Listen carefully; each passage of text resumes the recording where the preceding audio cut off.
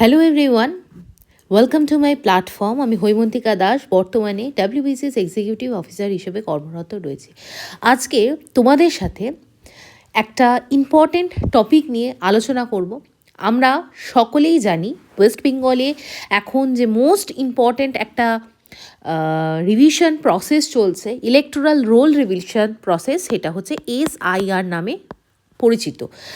যেহেতু আমরা ডাব্লিউবিসিএস পরীক্ষার জন্য প্রিপেয়ার করছি, আজকে আমার মনে হয়েছে যে আমরা যেভাবে বর্তমানে নিউজ পেপারে অ্যানালিসিস পড়ি বা যেভাবে টিভি বা অন্যান্য সোশ্যাল মিডিয়া প্ল্যাটফর্মে SIRকে নিয়ে দেখি, that is not very relevant for the competitive examination. Rather আমাদের SIR এই প্রক্রিয়াটা যেহেতু এত বেশি নিউজে আসছে, তো আজকে আমার প্রয়াস থাকবে এই যে SIR প্রসেসটাকে নিয়ে আমাদের একদম কম্পিটিটিভ এক্সামিনেশনের জন্য কী কী রেলিভেন্ট ফ্যাক্টস অ্যান্ড ফিগার্স আমাদের পড়তে হবে, কী কী লিগাল ব্যাকিংস আছে অ্যাট দ্য SIR প্রসেস বা তার ভিত্তিপ্রস্তর কী, সেইগুলোকে নিয়ে আজকে আলোচনা করার চেষ্টা করব। এবং পুরো জিনিসটাকে নিয়ে আমরা খুব নিউট্রাল স্ট্যান্ড পয়েন্টস থেকে SIRকে দেখব, বিকজ SIR নিয়ে প্রচুর আলাপ আলোচনা, তার পজিটিভ সাইড নিয়ে যেমন আলোচনা চলছে, সেরকমই নেগেটিভ সাইড নিয়েও প্রচুর আলাপ আলোচনা চলছে। আজকে আমরা সবটাকে নিয়ে দেখব যে এই SIR কি। প্রথমত আমরা শুরু করব SIRকে নিয়ে, যেটা আমরা এখানে দেখতে পাচ্ছি যে মেনলি দেখো SIR যেটা আমাদের ওয়েস্ট বেঙ্গল সহ আরও 12টি স্টেটের সেকেন্ড ফেজে লঞ্চ করা হয়েছে, সেটা কিন্তু ECI-এর এটি সেকেন্ড স্টেপ, কারণ ফেজ 1-এ সাকসেসফুলি স্পেশাল ইন্টেন্সিভ রিভিশনকে কমপ্লিট করা হয়েছে in the state of Bihar. Now আমরা যদি দেখি SIR-এর ফুল ফর্ম হচ্ছে special intensive revision and it is the practice conducted by the election commission of India. Moving to the next portion, সেটা হচ্ছে আমাদের দেখে নিতে হবে এই যে SIR পুরো প্রসেসটায় যদি আমাদের কোয়েশ্চেন্স করা হয় যে কি SIRটা কি, আমরা অনেক সময় খুব বেশি ভালোভাবে এটাকে বুঝতে পারি না বা জানার ক্ল্যারিটি আমাদের থাকে না। SIR হচ্ছে সিম্পলি রেফার্স এমন একটা প্রসেস যার মাধ্যমে একটা লার্জ স্কেলে intensive revision, the terminology intensive is very very important, এখানে একটা ইন্টেন্সিভ রিভিশন করা হয় আমাদের ইলেকটোরাল রোলে। Now what is the electoral roll? Simply electoral roll মানে হচ্ছে আমাদের ভোটার লিস্ট, যে লিস্টে থাকা ব্যক্তিরা ভোট দানের ক্ষমতা রাখে। সো এই যে ভোটার লিস্টকে রিভিশন করার প্রসেস, যেটা ইলেকশন কমিশন অফ ইন্ডিয়া দ্বারা ক্যারিড আউট হয় under it's constitutional as well as the statutory powers, সেটাকেই বলা হচ্ছে SIR।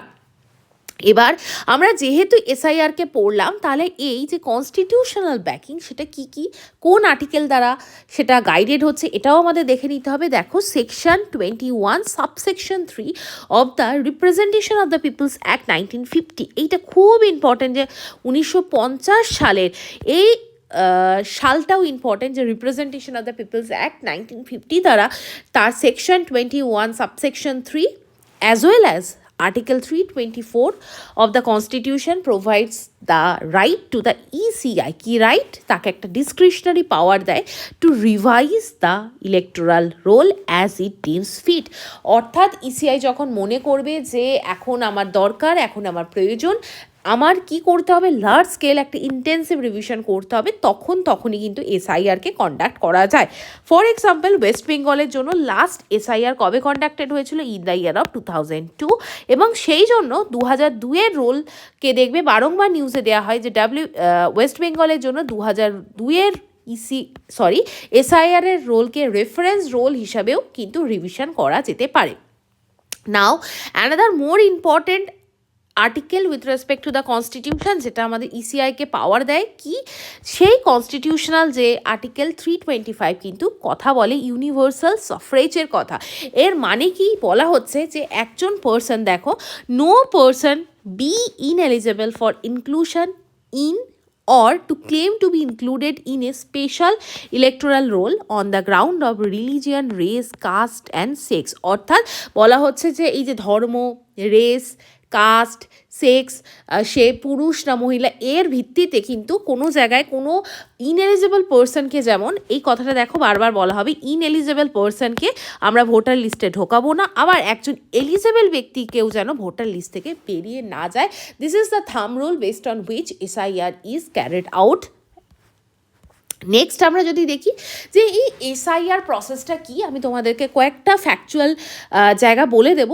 অনেক সময় এগুলো আমরা দেখি, বারবার নিউজে আসে, বাট এর যে ফুল ফর্ম সেগুলো আমাদের খুব বেশি ক্লিয়ার হয় না। প্রথমত সেটা বোঝার আগে আমাদের বুঝতে হবে what is the electoral roll. Simply দেখো, এটা হচ্ছে ভোটার তালিকা, ভোটার লিস্ট। এবার ভোটার লিস্ট আমাদেরকে কিভাবে ভাঙতে হয়, ভোটার লিস্ট কিন্তু এক একটা বিধানসভা কনস্টিটিউয়েন্সি অনুযায়ী কিন্তু ভেঙে দেওয়া হয়। অর্থাৎ তুমি যে পোলিং স্টেশন, এখানে একটা বলা হয় টার্মিনোলজি, তুমি কোন পোলিং স্টেশন থেকে বিলং করছো, একটা লোকসভা কনস্টিটিউয়েন্সিকে ধরো মাল্টিপল নাম্বার অফ পোলিং স্টেশনে কিন্তু ভাঙা যায়। তো for example x is the Lok Sabha constituency, তার আন্ডারে দেখা যায় 110টা পোলিং স্টেশন আছে। অর্থাৎ তুমি কোন বুথে আছো সেই বুথে তোমার কতটা ভোটার তালিকা বা ইলেকটোরাল রোল আছে। Simply it is that. Next আমরা যদি দেখি এই যে ইলেকটোরাল রোল অর্থাৎ ভোটার তালিকা, এটা প্রিপেয়ার করে কে? Election commission of India. এবং এখানেও যে আইনি বা লিগাল ব্যাকিং হয় সেটা হচ্ছে that is given by the representation of the people's act 1950। তাহলে আমি কি বললাম যে দেখো, একটা পোলিং স্টেশনে মেনলি যখন as per the latest thing 1000 পপুলেশনে একটা পোলিং স্টেশন তৈরি করা হয়, তাহলে 1000 পপুলেশনের জন্য একটা পোলিং স্টেশন। এবার পুরো প্রসেসটা কিভাবে ভাঙা হয়েছে দেখো, কোন লেভেলে কোন অফিসার্সকে এমপ্লয় করা হয়েছে দেখো। পার পোলিং স্টেশন পিছু একজন করে বুথ লেভেল অফিসার বা যাকে বলা হয় বিএলওকে অ্যাপয়েন্ট করা হয়। তার মানে আমি দেখব আমাদের পুরো এই যে প্রসেসটা যদি আমরা একদম স্তম্ভ বা পিলারে যাই, সেখানে আমরা দেখব যে আমাদের আছে বিএলও বা বুথ লেভেল অফিসার। তাহলে এটা কিভাবে এলো, এক একটা বুথ বা এক একটা পোলিং স্টেশনে যেখানে অলমোস্ট অ্যারাউন্ড 1000 ইলেক্টর আছে, সেখানে একজন তার বিএলও থাকে। এবার তোমরা একটা ব্লক লেভেল অফিসকে কল্পনা করো, যেটাকে বলা হচ্ছে বিডিও অফিস। সেই বিডিও অফিসে মেইনলি থাকে সেই বিডিও অফিসে যারা অফিসার্স থাকে এই পুরো বিএলওদেরকে মনিটরিং করার জন্য, সেখানে অ্যাকচুয়ালি বিএলওদের ওপরে থাকে supervisors. Although supervisor is not a very constitutional post, but এখানে কিন্তু বিএলওদেরকে অ্যাসিস্ট করার জন্য ব্লক লেভেল থেকে সুপারভাইজার্সকে ইনক্লুড করা হয়। এরপরে মেনলি তোমাদের এই বিএলওকে রেগুলেট করে হচ্ছে AERO, assistant electoral returning officers. এই AEROরা কিন্তু কোন র্যাঙ্কের হবে, বিডিও র্যাঙ্কের অফিসার হবে, বা বিডিও অফিসে যারা অ্যাডিশনাল যারা মানে বিভিন্ন ধরনের যারা নোডাল অফিসার্স থাকে তাদেরকেও কিন্তু তোমরা AERO হিসাবে ফাংশনিং করতে দেখবে। এরপরে আমরা যদি দেখি প্রত্যেকটা AERO মানে বিডিও অফিসের ওপরে বা AERO লেভেলের ওপরে চলে যায়, তখন সেখানে থাকবে সাবডিভিশনাল লেভেল অফিসার্স। এক একটা অ্যাসেম্বলির জন্য এক একটা ইআরওকে অ্যাপয়েন্ট করা হয়। ইআরওর ফুল ফর্ম কি? ইআরওর ফুল ফর্ম হচ্ছে ইলেকটোরাল রেজিস্ট্রেশন অফিসার, এবং তাকে কিন্তু প্রত্যেকটা অ্যাসেম্বলির জন্য অ্যাপয়েন্ট করা হয়। ফর এক্সাম্পল ওয়েস্ট বেঙ্গলে যদি 294টা বিধানসভা কেন্দ্র থাকে, প্রত্যেকটি কেন্দ্রের জন্য একজন করে ইআরও থাকবে, এবং প্রত্যেকটা ইআরও নিচে তাহলে কি থাকবে? এইআরও, এবং এইআরও নিচে থাকবে কিন্তু প্রত্যেকটা বুথে প্রত্যেকটা ব্লকের আন্ডারে যতগুলো পোলিং স্টেশন থাকবে ততগুলো কিন্তু বিএলওকে অ্যাপয়েন্ট করা হবে। এরপর দেখা গেল তাহলে এইআরও যারা থাকবে তারা মেনলি বিডিও অফিসের কোনো nodal officers along with the block development officer and joint block development officer, এরা কিন্তু এইআরও হিসাবে ফাংশন করে। আর ইআরও হিসাবে ফাংশন করে কোথায়? সেটা হচ্ছে সাব ডিভিশনাল অফিসার বা এসডিও র্যাঙ্কের অফিসার বা ইকুইভ্যালেন্ট এসডিও লেভেলের অফিসাররা কিন্তু এই ইআরও হিসেবে ফাংশন করার যোগ্য। এরপরে প্রত্যেকটা দেখো একটা তাহলে জেলাকে ব্লকে ভাঙা হলো, কতগুলো ব্লক মিলে সাব ডিভিশন হলো, এবং একটা সাব ডিভিশন অনেকগুলো সাব ডিভিশন মিলিয়ে যখন একটা জেলা হয়, সেই ডিস্ট্রিক্ট লেভেলের যে ডিএম লেভেলের অফিসার হবে এসআইআরে, তিনি কিন্তু ডিইও ডিস্ট্রিক্ট ইলেকটোরাল অফিসার হিসাবে ফাংশন করবে। তাহলে আমরা যদি দেখি যে এই যে ডিস্ট্রিক্ট ম্যাজিস্ট্রেট, তিনি কিন্তু যদি কোনো জায়গায় ইআরওর কোনো ডিসিশনে ভুল হয়, সেইখানে কিন্তু ফার্স্ট অ্যাপিল করার জায়গাও থাকে কিন্তু এই ডিইও বা ডিএম লেভেলের অফিসার্সরা। লাস্ট আমাদের পার স্টেট ওয়াইজ প্রত্যেকটা স্টেট যেখানেই এসআইআরকে কন্ডাক্ট করা হবে, সেই এসআইআরকে পুরোটাকে মনিটরিং করার জন্য পার স্টেট ওয়াইজ একজন করে সিইওকে অ্যাপয়েন্ট করা হবে, চিফ ইলেকট্রাল অফিসার। এবং এই এন্টায়ার এসআইআর প্রসেসে যদি কোনো সাধারণ ব্যক্তি মনে করেন যে তার নাম বা ভুলভাবে বাদ চলে গেছে বা তার নাম ইচ্ছাকৃতভাবে এন্ট্রি করা হয়নি বা যে কোনো এসআইআর নিয়ে যদি সমস্যা হয়, সেই যে অ্যাপিল, প্রথমত ফার্স্ট লেভেল অফ অ্যাপিল করা হবে ডিইওর এন্ডে অর্থাৎ ডিএম অফিসার এন্ডে, এবং সেকেন্ড লেভেল অফ অ্যাপিল করা হবে সিইওর এন্ডে। তাহলে পুরো এই প্রসেসটাকে আমি বোঝাতে পারলাম যে এটা কীভাবে কন্ডাক্টেড হলো। নাও এরপর আমি যদি এসআইআর প্রসেসটাকে ভাঙি, যে একদম ইনিশিয়াল লেভেল থেকে তোমরা যেখানে আজকে এসে দাঁড়িয়েছো, আমি যদি একবার সামারাইজ করি তাহলে দেখবে তোমরা প্রত্যেকটা যারা অ্যাডাল্ট আছো, যারা ভোটদানের ক্ষমতা রাখো, তাদের ক্ষেত্রে দেখবে প্রত্যেক ইলেক্টরের বাড়িতে বাড়িতে গিয়ে বুথ লেভেল অফিসার্সরা অর্থাৎ বিএলওরা কিন্তু একটা ফর্ম বিতরণ করেছিল। এই ফর্মটা অনলাইনেও সাবমিট করা গেছিলো, কিন্তু মোস্ট অফ দ্য ক্ষেত্রে দেখবে বিএলওরা কিন্তু বাড়িতে গিয়ে এই ফর্মটা দেয়, যেখানে তোমাদেরকে এই জায়গাটা একটা ফটোকে পেস্ট করতে হয়। এখানে তোমাদের অলরেডি নাম ডিটেলস ছিল, এখানে তোমাদের নাম, আধার নাম্বার, তোমার বাবা মার নাম্বার, এপিক কার্ড, এগুলোকে মেনশন করতে হয়। এবং তোমরা দেখবে যারা 2002-এ অলরেডি যাদের নাম ছিল, অর্থাৎ 2002-এ যারা ভোটার তালিকায় নথিবদ্ধ ছিল, তাদের যে ডিটেলস সেটাকে বাঁদিকে লিখতে হয়। অথবা যারা দেখা যাচ্ছে 2002 সালে তারা ভোটদানের ক্ষমতা তখনও পায়নি, অর্থাৎ তার হয়তো বাবা, মা, গ্র্যান্ডফাদার এবং গ্র্যান্ডমাদার, এই চারজনের যে কোনো একজন, অর্থাৎ তুমি হচ্ছে এক্স ব্যক্তি, তোমার বাবা, তোমার মা, তোমার দাদু এবং তোমার ঠাকুমা, এই চারজনের যদি কেউ বা কারোর নাম আমাদের লাস্ট এসআইআর মানে ওয়েস্ট বেঙ্গলের ক্ষেত্রে কিন্তু এই নামটা হচ্ছে 2002, তাহলে 2002-এর এসআইআরে যদি চারজনের কারোর একটা নাম থাকে, তাহলে তুমি তার সাথে নিজের নামটাকে লিঙ্ক করাতে পারো, এবং which is called as a progeny. এই টার্মিনোলজিটা খুব ইম্পর্টেন্ট। তাহলে প্রজেনি ম্যাপিংয়ের মাধ্যমেও তুমি নিজেকে মানে বৈধ ভোটার হিসাবে নিযুক্ত করতে পারো। তার মানে একজন ভোটারের দুটো পরিচয় হতে পারে এই এসআইআরের প্রসেসে।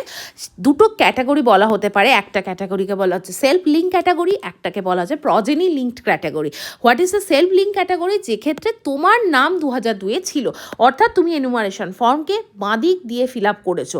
আর progeny linked category, for example আমি যদি বলি আমার 1996-এ ডেট অফ বার্থ, তাহলে আমি 2002-এ অবশ্যই ভোটার তালিকায় নাম আমার থাকবে না, কিন্তু আমার বাবা বা আমার মা অথবা আমার দাদু অথবা আমার ঠাকুমা কাউর না কাউর নাম 2002-এ থাকবে। So I have to go to with the প্রজেনি linked category.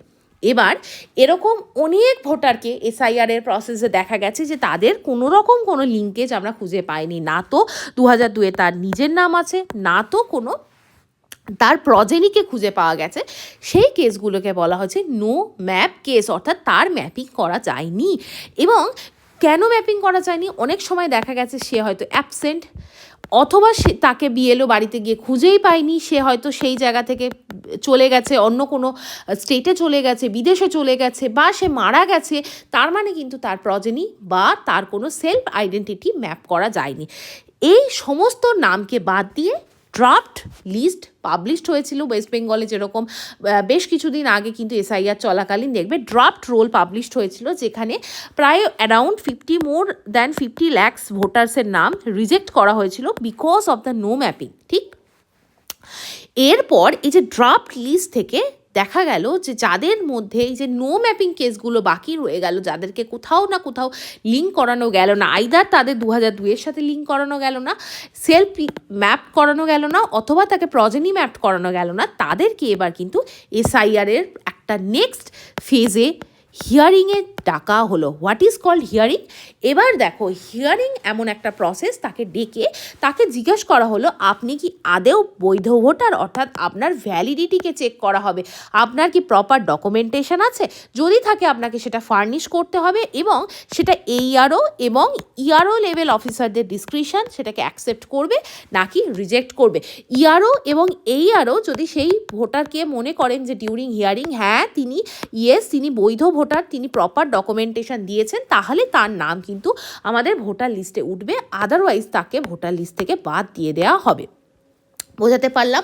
এবার আমাদের দেখে নিতে হবে as per the election commission of India, যে তিনি মানে বা কমিশন কি আমাদেরকে বলেছেন যে কি ডকুমেন্টস প্রডিউস করতে পারলে আমরা ধরে নেব এই ব্যক্তিটি একজন বৈধ ভোটার বা তার কাছে কি থাকতে হবে। প্রথমত এক্ষেত্রে 11 দফা একটা লিস্ট পাবলিশ করা হয় এবং বলা হয় যে ডকুমেন্টস প্রডিউস করলে তাকে ভ্যালিড ধরা হবে। তার মধ্যে প্রথম হচ্ছে এনি আইডেন্টিটি কার্ড, সে যদি থাকে, তার যদি পেনশন কার্ড থাকে সেটাও হবে, সেন্ট্রাল গভর্নমেন্টের কোনো এমপ্লয়ি কার্ড থাকলে সেটাও হবে, বা স্টেট গভর্নমেন্ট বা এনি যে পাবলিক সেক্টর ইউনিটগুলো আছে সেখানে সে যদি চাকরি করে তার যদি কোনো ডকুমেন্টেশন থাকে সেটা তার ভ্যালিডিটি প্রুফ করা যাবে। নেক্সট, সে যদি কোনো এলআইসি বা বিভিন্ন পিএসইউ, পোস্ট অফিস, ব্যাংক 1987-এর আগের কোনো ডকুমেন্টেশন দেয় সেটাকেও কিন্তু একটা ভ্যালিড ডকুমেন্টসের ক্রাইটেরিয়া হিসাবে ধরা হবে, ঠিক আছে।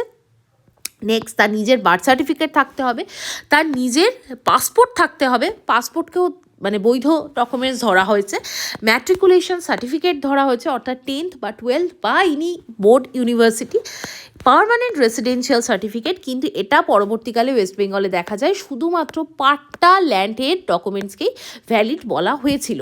পরবর্তীকালে যে ফরেস্ট রাইট সার্টিফিকেট এবং ওবিসি এসসি এসটি সার্টিফিকেটকেও কিন্তু ধরা হয়েছিল যে তার মানে কোনো কম্পিটেন্ট অথরিটি যদি কাস্ট সার্টিফিকেট দেয় সেটাকেও কিন্তু ভ্যালিড ডকুমেন্টস বলে ধরা হবে।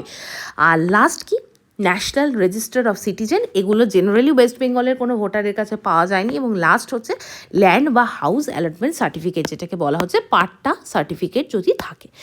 এরপর লাস্ট অনেক সময় দেখা গেছে যে সমস্যা দাঁড়িয়েছে, সাধারণ মানুষের কাছে এই ধরনের কোনো ডকুমেন্টেশন নেই। লাস্ট আধার নিয়ে যে ক্ল্যারিফিকেশনটা সুপ্রিম কোর্টের তরফ থেকে আসে সেটাকে আধার নিয়ে বলা হয় Aadhaar is a proof of identity but not as a proof of citizenship. অর্থাৎ সাপোজ একটা আধার কার্ডে সন অফ বা ডটার অফ বলে একজন ব্যক্তির নাম লেখা আছে ওয়াই, এবং এক্সের ভোটার কার্ডে যদি ওয়াই এর নাম পাওয়া যায় তাহলে মনে করা হবে যে হ্যাঁ এটা আইডেন্টিফিকেশন হলো যে Y is the father of X. That is the thing Aadhaar can only serve. এরপর আমরা যে জায়গাটা দেখে নেব সেটা হচ্ছে যে কনস্টিটিউশনাল তাহলে ব্যাকিং কী আর্টিকেলসের আন্ডারে এসআইআরকে দেওয়া হচ্ছে। ফার্স্ট হচ্ছে আর্টিকেল 326 যেটা রাইট টু ভোট দেয়, আর্টিকেল 324 যেটা ফ্রি অ্যান্ড ফেয়ার ইলেকশন করার রাইটস দেয়, আর একটা best and best verdict given by the Supreme Court in the case of Indira Nehru Gandhi versus Raj Narayan, যেখানে বলা হয় free and fair election is a part of the basic structure of the constitution, এবং যেটাকে আমরা কখনোই violet করতে পারবো না।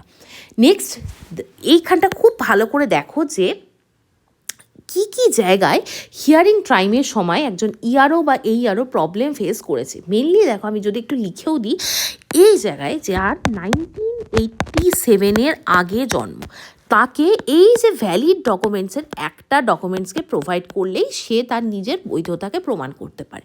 কিন্তু যার 1987 থেকে 2004-এর মধ্যে জন্ম, এই ক্রাইটেরিয়াটা দেখো যে জুলাই 1 1987 থেকে ডিসেম্বর 2 2004-এর মধ্যে জন্ম, সেখানে ভোটারের তো নিজের একটা ডকুমেন্টস দিতেই হবে। ডকুমেন্টস মানে কিন্তু আমি সেই documents either passport, birth certificate বা তোমার মাধ্যমিকের সার্টিফিকেট বা পাট্টা সার্টিফিকেট, এগুলো দেওয়ার সাথে সাথে তার ফাদার বা মাদারেরও একটা যে কোনো এই ধরনের ডকুমেন্টসকে প্রোভাইড করতে হবে। অনেক ক্ষেত্রে আমি নিজেও হিয়ারিং করতে গিয়ে দেখেছি সেই বাবা বা মার আধার কার্ড আছে, ভোটার কার্ড আছে, প্যান কার্ড আছে, এগুলো কিন্তু কোনোটাই অ্যাডমিসেবল ডকুমেন্টস নয়। এটাকে আমাদের মাথায় রাখতে হবে। এরপর যদি দেখা যায় যে বিয়ন্ড 2004 কোনো ভোটারের জন্ম হয়েছে এবং তাকে হিয়ারিংয়ে ডাকা হয়েছে, সেক্ষেত্রে দেখো that causes the main difficulty. তাকে 3টে ডকুমেন্টস দিতে হবে, ভোটারের ডকুমেন্টস দিতে হবে, ফাদারের ডকুমেন্টস দিতে হবে, আর মাদারের ডকুমেন্টস দিতে হবে। সব কটাই কিন্তু অ্যাডমিসেবল ডকুমেন্টস দিতে হবে। লাস্ট আমরা যদি এবার কনক্লুশন করতে চাই যে কনসার্ন অ্যাসোসিয়েটেড উইথ দ্য এসআইআরের সাথে মেন কী কনসার্ন আছে। ফার্স্ট কনসার্ন হচ্ছে রিস্ক অফ দ্য ম্যাস ডিসফ্র্যাঞ্চাইজমেন্ট, অর্থাৎ আমরা যদি দেখি প্রচুর ভোটার্স কিন্তু দেখা যাচ্ছে যে সে জেনুইন ভোটার্স, কিন্তু তার ল্যাক অফ ডকুমেন্টেশন, অর্থাৎ তার বৈধ ভোটিং মানে লিস্ট অফ ভোট মানে যে ডকুমেন্ট সেগুলো সে প্রোভাইড করতে পারছে না। ফলত সে আমরা জেনুইন বুঝতে পেরেও তাকে কিন্তু আমরা পাস করাতে পারছি না। সেকেন্ড যেটা হচ্ছে কোয়েশ্চেন্স অন ডেটা অ্যাকিউরেসি। বিভিন্ন সময় যে ইসিআইয়ের অ্যাপ সেখানে এত ডেটা আসছে, সেখানে ডেটা অ্যাকিউরেসি, তার যে পাংচুয়ালিটি, সেগুলো কিভাবে অ্যাকচুয়ালি স্টোর হচ্ছে সেটা নিয়েও একটা কোয়েশ্চেন্স আছে। আর যদি আমরা লাস্ট যে জায়গাটা দেখি সেটা হচ্ছে প্রচুরভাবে রংফুল এক্সক্লুশন হয়েছে জেনুইন ভোটার্সদের। কেন? কারণ এই যে হিউজ ডকুমেন্টেশনের ক্রাইটেরিয়া। তাহলে আমাদের এই পুরো এসআইআর প্রসেসের ওয়ে ফরওয়ার্ড কি? ফার্স্ট ওয়ে ফরওয়ার্ড হচ্ছে সিম্পলিফাইড ডকুমেন্টেশন করতে হবে। মেবি 2004 ক্ষেত্রে দেখা যাচ্ছে যে পেরেন্টাল ডকুমেন্ট যেটা একটা ব্যারিয়ার হচ্ছে সেটাকে আমরা রিল্যাক্স করতে পারি। রোভাস টেকনোলজিকে আরও অ্যাপ্লাই করতে হবে এবং লঙ্গার টাইম দিতে হবে। যে ক্ষুদ্র সময়ের মধ্যে এসআইআরকে করা হয়েছে that is not enough. Better awareness মানুষের মধ্যে তৈরি করতে হবে। অনেক সময় দেখা গেছে মানুষ প্রচণ্ড ভীত সন্ত্রস্ত, কী এসআইআর হচ্ছে সেটা বুঝতে পারছে না, and as a result it causes huge panic. আশা করি আজকের জায়গাটা ভালো লাগলো। কেমন লাগলো অবশ্যই জানিও। WBCS গাইডেন্স প্রোগ্রামের সাথে যুক্ত হওয়ার জন্য আমাকে কন্ট্যাক্ট করতে পারো। This is my mail ID. Mail করে আমাকে জানাবে, সঙ্গে তোমাদের নাম এবং ভ্যালিড কন্ট্যাক্ট নাম্বার আমাকে দেবে। কি কি থাকবে? মেনলি তোমাদেরকে প্রি রেকর্ডেড সমস্ত ক্লাস দেবো WBCS এর সিলেবাস ধরে ধরে, এবং সঙ্গে তোমাদেরকে দেবো স্টাডি মেটেরিয়ালস। অনলাইন বিভিন্ন ক্লাসেস দেওয়া হবে ডাউট ক্লিয়ারেন্সের জন্য, এবং মেনলি এই যে প্রি রেকর্ডেড ভিডিও একদম WBCS স্পেসিফিক করে তোমাদের জন্য আমার বানানো। তোমরা চাইলে এনরোল করতে পারো। এনরোল করার জন্য এই মেল আইডির লিঙ্ক ডেসক্রিপশন বক্স থেকে ফার্স্ট পিন কমেন্ট সেকশন থেকেও অ্যাক্সেস করতে পারবে। Thank you for watching. Have a nice day. কেমন লাগলো জানিও। লাইক করো, শেয়ার করো, সাবস্ক্রাইব করো to my channel. Thank you. Let's bring this class to the